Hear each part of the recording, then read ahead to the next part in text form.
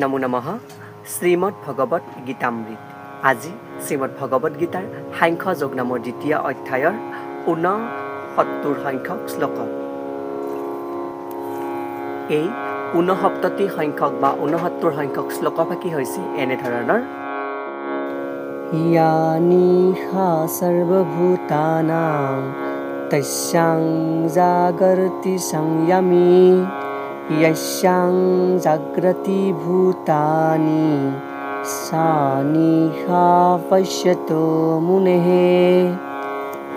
এই বিশিষ্ট শ্লোকভাগীৰ বক্তা হৈছে শ্ৰীমদ ভগৱত শ্ৰীকৃষ্ণ। শ্লোকভাগী সংযমী ব্যক্তিৰ প্ৰসংগত বা স্থিতপ্ৰজ্ঞৰ লক্ষণ সম্পৰ্কে অৱতাৰণা কৰা প্ৰসংগত ভগৱান শ্ৰীকৃষ্ণই সখা অৰ্জুনৰ আগত অৱতাৰণা কৰিছে।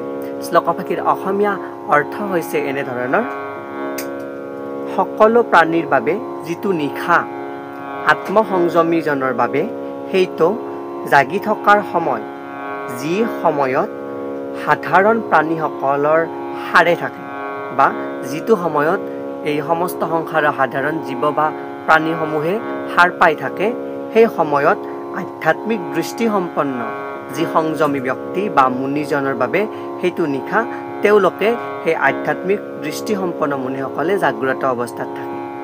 এই শ্লোকভাগীৰ প্ৰাসংগত বহুখিনি কথা উল্লেখ কৰিছে।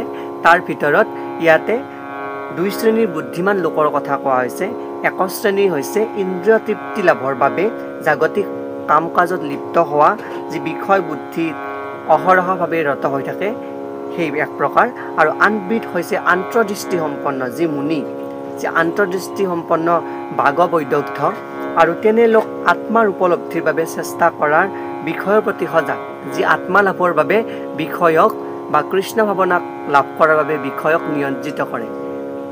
আৰু সেই প্ৰসংগত উল্লেখ কৰিছে যে আত্মানুসন্ধানী বা চিন্তাশীল মানুহ যি সময়ত আধ্যাত্মিক চিন্তাৰ ক্ষেত্ৰত কৰ্মৰত হৈ থাকে, সেই সময়তো পাৰ্থিৱ চিন্তাত ব্যস্ত থকা সাধাৰণ লোকসকলৰ বাবে নিশা, অৰ্থাৎ আত্মোপলব্ধিৰ কাৰণে যি জাগ্ৰত মুনিসকলে যিখিনি সময় তেওঁলোক জাগ্ৰত হৈ থাকে, আত্মোপলব্ধি চিন্তনত ব্যস্ত হৈ থাকে, সেইখিনি সময় যি বাসনাত ব্যতীত হৈ থকা লোকসকল তাৰ বাবে নিশা। কিন্তু জাগ্ৰত হৈ থকা ব্যক্তিসকলৰ কাৰণে, সেই আন্তৰ্দৃষ্টিসম্পন্ন ব্যক্তিসকলৰ কাৰণে সেইটো দিন, অহোৰাত্ৰিৰ দৰে।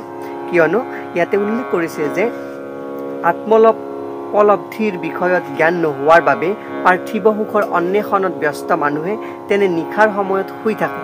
অৰ্থাৎ যিসকলে নিশা শুৱে তেওঁলোকৰ আত্মোপলব্ধিৰ জ্ঞান নথকাৰ বাবে তেওঁলোকে নিশা শুৱে।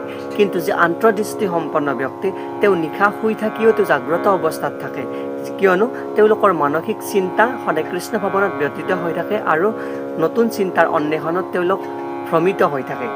তেনে বস্তুবাদী বা বাস্তৱবাদী লোকৰ বাবে যিটো নিশা, সেই সময়তো কিন্তু আত্মানুসন্ধানী মুনিজন সজাগ হৈ থাকে বা জাগ্ৰত হৈ থাকে। আধ্যাত্মিক উপলব্ধিৰ ক্ষেত্ৰত ক্ৰমশঃ যি অনুসন্ধানী মুনিজন সজাগ হৈ থাকে, সেই সময়ত ক্ৰমশঃ উদ্গতি লাভ কৰাৰ পৰা সেই মুনিজনে যি অপাৰ্থিৱ আনন্দ থাকে, সেই আনন্দ লাভ কৰে। অৰ্থাৎ আধ্যাত্মিক উপলব্ধিৰ দ্বাৰা যি ক্ৰমবিকাশ বা উদ্গতি লাভ হয় জাগ্ৰত হৈ থকা অৱস্থাত, তেওঁ সেই যি পাৰ্থিৱ আনন্দ লাভ কৰে, সেয়া অপাৰ্থিৱ বা যি তুলনাবিহীন আনন্দ, সেই আনন্দ তেওঁ লাভ কৰে, যিটো জাগ্ৰত হৈও যি শুই থকা অৱস্থাৰ দৰে নিশাৰ দৰে জাগ্ৰত অৱস্থাত নাথাকি শুই থাকে, যি বস্তুবাদী বা বাস্তৱবাদী চিন্তাত ব্যতীত হৈ থাকে, তেওঁলোকে সেই আনন্দ লাভ কৰিবলৈ সমৰ্থ নহয়। আৰু ইয়াতে উল্লেখ কৰিছে যে আনহাতে বৈষয়িক কামত ব্যস্ত মানুহজনে আত্মোপলব্ধিৰ বিষয়ত শুই থকাৰ দৰে থাকি কেৱল বিভিন্ন ধৰণৰ ইন্দ্ৰিয়জনিত সুখৰ সপোন দেখি থাকে আৰু সেইদৰে শুই থকা অৱস্থাতে কেতিয়াও সুখ পায় আৰু কেতিয়াবা দুখো উপভোগ কৰিব লগা হয়। অৰ্থাৎ আমাৰ যেতিয়া দুস্বপ্ন দেখা যায়, ৰাত্ৰি শোৱাৰ সময়ত যেতিয়া আমি মনত দুস্বপ্ন দেখোঁ, সেই দুস্বপ্ন দেখাৰ লগে লগে কেতিয়াবা আমি ধৰি লওক কেতিয়াবা ভাল বস্তু দেখা পাওঁ, ভাল বস্তু দেখাৰ লগে লগে আমি আত্মোপলব্ধিত আনন্দ অনুভৱ কৰোঁ। কিন্তু কেতিয়াবা আমি এনেকুৱা সপোন দেখা পাওঁ, চিঞৰি উঠোঁ। সেই আত্মোপলব্ধিয়ে তেতিয়া আমাক কন্দুৱায়, কিয়নো কিছুমান সপোনে আমাক দুখ দিয়ে আৰু কিছুমান সপোনে আমাক শান্তি দিয়ে। তাত আমি কেতিয়াবা আনন্দ লাভ কৰোঁ বা কেতিয়াবা অপাৰ্থিৱ দুখো লাভ কৰোঁ। কাৰণ সেইটো মনত আমাৰ চিন্তা আহি থাকে যে আমি আজি বেয়া সপোন দেখিলোঁ বা কেতিয়াবা ভাল লাগি থাকে যে এটা ভাল সপোন দেখিলোঁ।